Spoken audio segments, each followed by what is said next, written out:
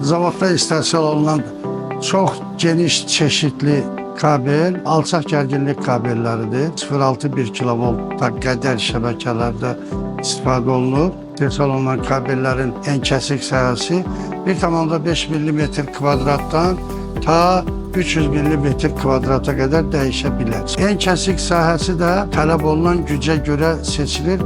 Bu sifarişçinin tələbidir. Sifarişçi deyir, bizə hansı ən kəsik sahəsi kabel hazırlamaq lazımdır.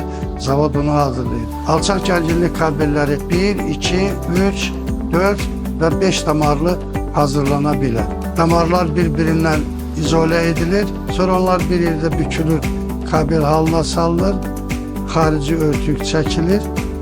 Küçə işıqlandırmalarında, binaların işıqlandırılmasında, elektrik stansiyalarında bu kabellərdən istifadə olunur. Yəni 1 kilovolta qədər şəbəkələrdə bu kabellər geniş tətbiq edilir.